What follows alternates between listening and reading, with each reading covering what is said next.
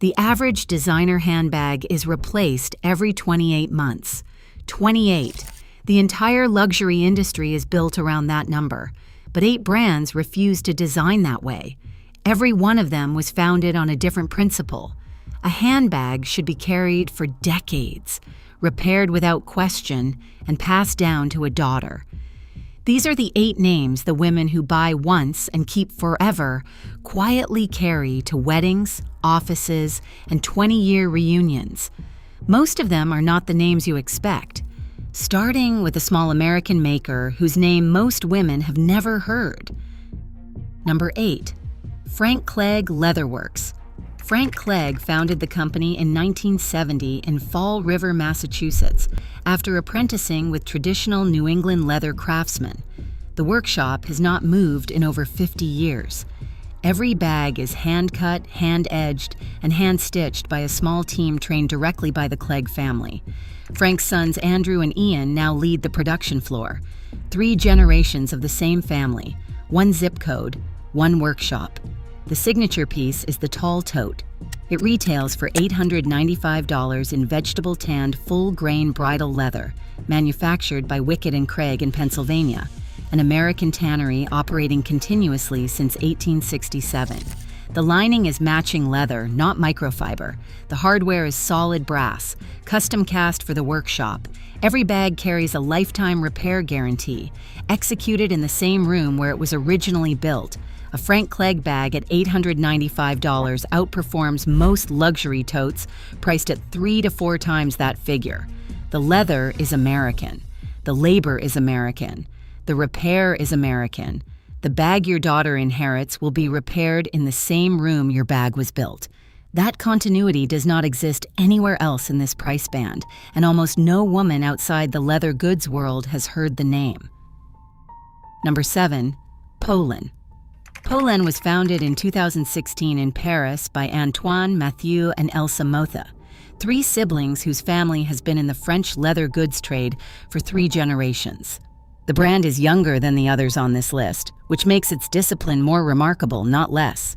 Polene manufactures every bag in family-run workshops in Ubrique, Spain, the same town that produces leather goods for Loewe, Hermes accessories, and several other heritage houses. The numéro 1 retails for $390. The numéro set retails for $430. The leather is full-grain Italian calfskin. The lining is soft suede. The hardware is hand-burnished brass. The brand operates direct-to-consumer with no wholesale layer, no licensing deals, and no seasonal markdowns. What earns Polene its place on this list is what the founders refused to do. They have refused to wholesale to department stores. They have refused to launch fast fashion drops. They have refused to capitalize on viral moments by raising prices. They run a permanent collection rather than a seasonal carousel. That refusal pattern is the discipline that older heritage houses spent decades developing. Polene committed to it from day one. The bag in the workshop today is built to the same specification as the bag built 6 years ago. Continuity is the marker of a trustworthy brand at any age. Number 6.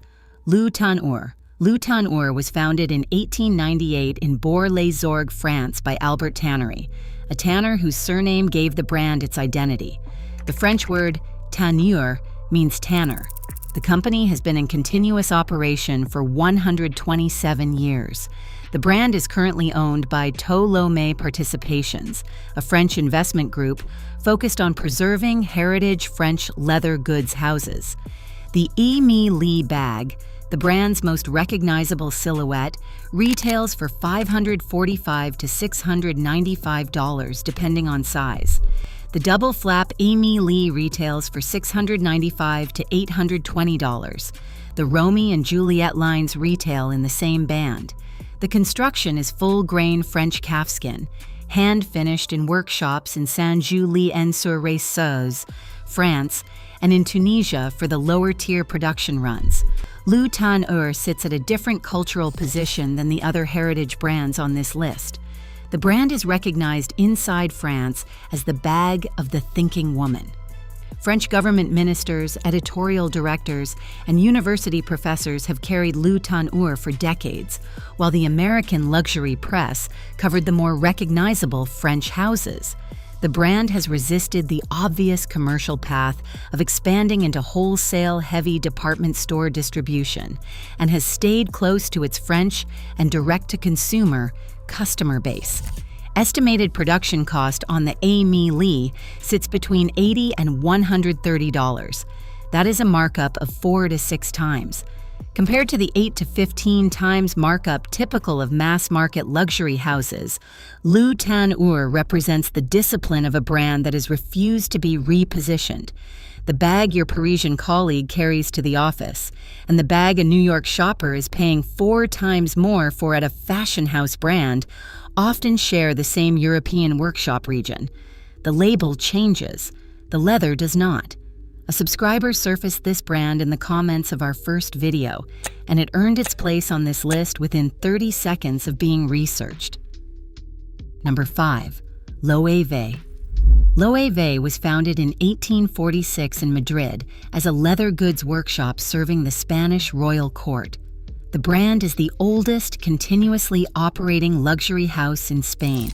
179 years of manufacturing without interruption. Loewe was acquired by LVMH in 1996, but the manufacturing has remained in Spanish workshops in the same region the brand has used since founding. Jonathan Anderson's creative direction from 2013 through 2025 elevated craft into the brand's marketing identity. The new creative leadership has continued that emphasis. The puzzle bag, launched in 2015, is assembled from 16 distinct leather panels, hand-cut and stitched together. The hammock is similarly engineered. The Goyard is single-panel construction with hand-edged piping. Every flagship piece passes through Spanish workshops where craftspeople complete a multi-year apprenticeship before they touch a saleable bag. The puzzle retails for $2,950 to $4,500. That is luxury pricing, and the labor inside the bag earns it. Loewe operates inside LVMH, but behaves like an independent workshop. Most conglomerate-owned brands are positioning. Loewe is a workshop with a marketing department. That order matters. It is the reason the brand still earns trust at a price point where most have lost it. Number 4. Bottega Veneta. Bottega Veneta was founded in 1966 in Vicenza, Italy, in the leather goods cluster that has trained craftspeople for centuries. The brand has been owned by Kering since 2001. The signature technique, the intrecciato, is a basket weave method developed in 1975 in which thin strips of leather are hand-woven into the body of every bag. One intrecciato piece requires 12 to 18 hours of single artisan hand weaving before assembly even begins. The cassette retails for $3,500. The Andiamo retails for $4,200 to $5,800. The hop retails for $3,800. The pouch retails for $2,300. Every piece is full-grain Italian calfskin, woven into the body with no exterior logo. The brand removed the logo from most of its pieces decades ago and never replaced it. The bag identifies itself by the weave alone. The discipline that earns Bottega a place on this list is its refusal to scale the weave. Production volume is capped by how many hand weavers the brand can train. The intrecciato apprenticeship takes years. The brand has resisted the obvious commercial path of switching to machine-woven imitations to chase volume. That refusal is the entire reason the weave still looks the way it did in 1975. Other brands stamp a logo. Bottega weaves the leather. Both take labor. Only one goes into the bag. Before we continue, you need 4 signals every woman should recognize when she is trying to identify a heritage workshop instead of a marketing brand. First, continuous production. The signature piece should have been in the line for at least 20 years without a redesign. A brand that replaces its hero bag every 3 seasons is not building heritage. It is selling trend cycles. Second, lifetime repair. Look for a published repair program. The brand should refurbish, re-edge, replace hardware, and replace handles indefinitely. Hermes, Goyard, Marc Cross, Loewe, Bottega, Tanneur, and Clegg all do this. Most fashion house brands do not. Third, multi-generational continuity. Either family ownership across 3 or more generations, or a continuous workshop relationship that predates current management. The bag should outlive the executive who currently runs the brand. Fourth, resale value that holds or grows. Pull the brand on Vestiaire Collective or Rebag. If a bag from 5 years ago is selling at 60 to 100% of its original retail price, the market is voted. If it is selling at 20 to 30%, the market is also voted. Every video on this channel applies these same tests. No brand deals, no sponsorships. If that is useful to you, subscribe. Number 3, Marc Cross. Marc Cross was founded in 1845 in Boston by Henry W. Cross. That is older than nearly every European luxury house on this list. The brand made the bag that Grace Kelly carried in the 1954 Hitchcock film Rear Window, the rectangular leather satchel that is now reissued as the Grace Box bag and still produced today. The brand went through a long, quiet period in the late 20th century and was revived in 2010 with the same archive of patterns intact. The Grace small box bag retails for $2,495 to $2,995. The construction is full-grain Italian calfskin, hand-cut, hand-edged, and finished with solid brass hardware that the brand custom casts in the original design. The interior is suede-lined. The signature ostrich stamp tag is recessed into the lining. There is no exterior logo. Marc Cross is the rare American heritage handbag brand that survived 2 centuries with its archive intact. Most American leather goods houses from that era are gone. Coach has pivoted to coated canvas. Dooney and Burke have similarly drifted. Marc Cross kept the box bag in continuous production and refused to translate it into a coated canvas mass-market version. The 1954 bag, the 2026 bag, and the bag your daughter inherits will be the same bag. That is heritage discipline, and it is rare. Number 2, Hermes. Hermes was founded in 1837 in Paris by Thierry Hermes as a harness maker for the French nobility. The company has refused every conglomerate acquisition offer in nearly 2 centuries.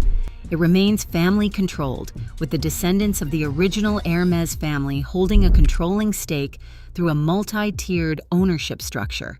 There is no LVMH inside Hermes. There is no Kering inside Hermes. There is the Hermes family, the workshops, and the bag. The Kelly, named after Grace Kelly in 1956, and the Birkin, designed for Jane Birkin in 1984, define the global standard for luxury handbag construction. Every Birkin and Kelly is saddle-stitched by a single artisan over 18 to 25 hours of labor. One artisan, one bag, one signature inside the leather. The artisan trains for approximately 5 years before they touch a saleable Birkin. The Kelly retails between $11,000 and $14,000. The Birkin retails between $11,400 and $200,000 for exotic skins. The repair program is unlimited. A Birkin from 1985 can be returned to the workshop and restored to original condition by craftspeople, trained in the same techniques used to build it 40 years ago. The resale value on the secondary market routinely exceeds the original retail price by 50% to 200%. The Birkin is the only mainstream luxury handbag where the depreciation curve runs upward. Hermes earned every word of its reputation. The discipline is real. The labor is real. The family ownership is real. The bag your great-granddaughter inherits will be the same bag your daughter buys today. And finally, number 1, Goyard. Goyard was founded in 1853 in Paris by François Goyard, 3 years after his master, Pierre-François Martin, opened the trunk-making workshop that the brand evolved out of. The company has been family-owned for its entire history. The current generation of the Goyard family continues to run the business. There is no public ownership. There is no parent conglomerate. There is no investor pressure to scale. The signature chevron canvas, called Goyard, was developed in 1892. It is a hand-painted pattern applied to coated hemp and cotton in workshops outside Paris. The pattern is applied by hand, one stencil at a time, in a process that has not changed in over a century. The brand has resisted every commercial pressure to switch to printed or machine-applied versions of the chevron. A Goyard St. Louis tote retails for $1,980. A Goyard Anjou retails for $1,720. A Goyard Belvedere retails for $2,150. The signature Goyard canvas comes with leather trim and hand-painted finishing. Personalization is offered at every Goyard store, hand-painted on the bag by an in-house craftsperson. That service has been continuous for over a century. What sets Goyard apart from every other brand on this list, including Hermes, is the brand's refusal to advertise. Goyard does not run campaigns. Goyard does not pay celebrities. Goyard does not court editorial coverage. The customer finds the brand by word of mouth, by spotting the chevron on a discreet shoulder bag, by inheritance. The marketing budget is functionally zero. Every dollar Goyard collects from a customer goes into the workshop, the family, or the bag. A Goyard St. Louis at $1,980 lasts 40 years. A coated canvas tote at the same price from a fashion house brand lasts 3 years. The price gap between those two outcomes is the entire reason Goyard sits at number 1 on this list. The brand has done what no other heritage house has fully managed. It built a global reputation while refusing to participate in the global advertising machine. That refusal is the discipline. The bag is the proof. 8 brands, 8 workshops, 1 question. Who is building handbags the way they were built a century ago? Clegg built the answer in Massachusetts. Polene built it in modern France. Tanneur built it in Bourg-les-Orgues since 1898. Loewe held it through 179 years in Madrid. Bottega Veneta refused to scale the weave. Mark Cross preserved a 1954 bag intact. Hermes refused every conglomerate. Goyard refused to advertise. The pattern connecting all 8 is the same: continuous production, multi-generational ownership or workshop continuity, lifetime repair, refusal to chase the trend cycle. The 4 signals still apply. Continuous production of the hero piece for 20-plus years, a published lifetime repair program, multi-generational continuity, resale value that holds. The brands on this list survive that sequence. Most heritage names at the same price band do not. The women who carry these brands tend to buy once and keep forever. They wore the same Hermes to weddings in 2008 and to office days in 2026. They inherited a Mark Cross from a grandmother. They commissioned a Clegg for a graduation. They bought a Polene in 2019 and have not bought another bag since. They added a Tanneur Amy Lee after a trip to Paris and have carried nothing else for work since. These are the women who were never looking for a logo. They were looking for a bag that does its job for the rest of their lives. If you own a heritage bag that has lasted 10 years or more, drop the brand and the year you bought it in the comments. Help the next woman find the bag she will not have to replace. And if you found Tanneur in your own research, the credit on this entry belongs to a subscriber who surfaced it first.